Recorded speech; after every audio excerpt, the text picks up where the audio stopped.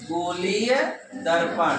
गोलीय दर्पण होता क्या है कि यदि कोई कांच का खोखला गोला और उसको किनारों पर से क्या कर दिया जाए, काट दिया जाए। कांच के खोखले गोले को किनारों पर से क्या कर दिया जाए, काट दिया जाए, तो जो टुकड़े प्राप्त होंगे उसमें एक तल पर चांदी या पारे की पालिश करके उस पे आयरन ऑक्साइड की क्या चढ़ा दी जाए, परत। तो क्या बन जाएगा, गोलीय दर्पण। तो गोलीय दर्पण में दो तरह के दर्पण होते हैं, अवतल दर्पण और उत्तल दर्पण। अवतल दर्पण किसे कहेंगे, वह दर्पण जिसका परावर्तक तल दबा हो और उभरे हुए तल पर क्या किया गया, पालिश किया गया हो, वह दर्पण क्या कहलाएगा, अवतल दर्पण कहलाएगा। और जिस दर्पण में परावर्तक तल उभरा हो और दबे हुए तल पर पालिश किया गया हो, तो उस दर्पण को हम कहेंगे उत्तल दर्पण। तो दर्पण में कुछ बिंदु होते हैं।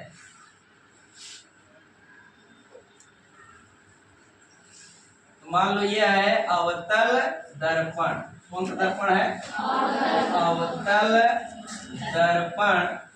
तो अवतल दर्पण में एक होता है वक्रता केंद्र।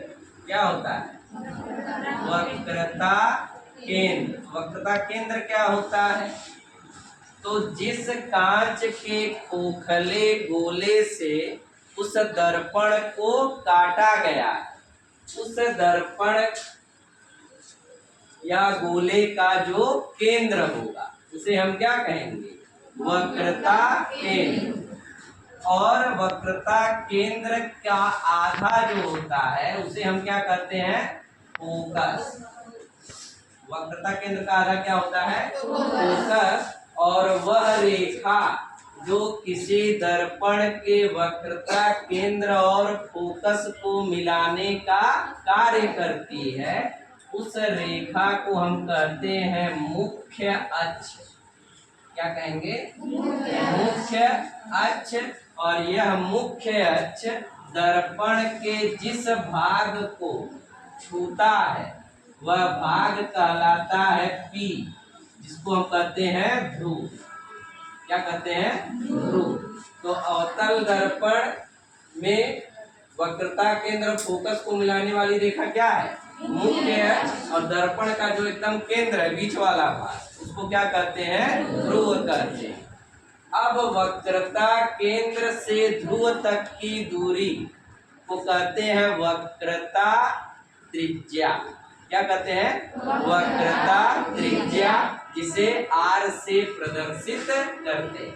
किससे प्रदर्शित करें, R। और फोकस और ध्रुव के बीच की जो दूरी होगी उसे किससे प्रदर्शित करते हैं, F से।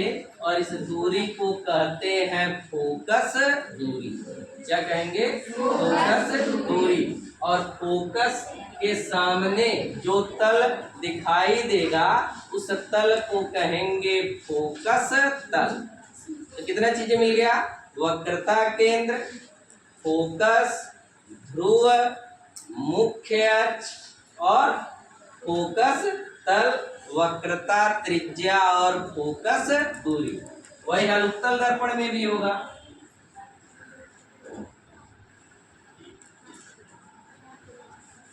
उत्तल दर्पण में भी क्या होगा, फोकस होगा। क्या होगा, फोकस।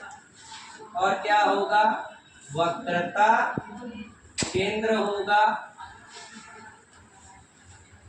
तो अवतल दर्पण में फोकस और वक्रता केंद्र दर्पण के सामने होता है, जबकि उत्तल दर्पण में फोकस और वक्रता केंद्र दर्पण के पीछे होता है। यहाँ भी फोकस और ध्रुव के बीच की जो दूरी होगी उसे हम कहेंगे फोकस दूरी, और ध्रुव और वक्रता केंद्र के बीच की जो दूरी होगी उसे हम कहेंगे वक्रता त्रिज्या। तो वक्रता त्रिज्या को प्रदर्शित करेंगे किससे? आर से, और फोकस दूरी को किससे प्रदर्शित करेंगे? एफ से। ठीक है, और इसमें भी फोकस का जो तल होगा उसे हम कहेंगे फोकस तल, और इसमें भी वक्रता केंद्र और मुख्य फोकस को मिलाने वाली रेखा क्या कहलाएगी? मुख्य अक्ष। इसको पहले बना लीजिए, फिर इसको हम नोट कराते हैं। ठीक है, गोलीय दर्पण से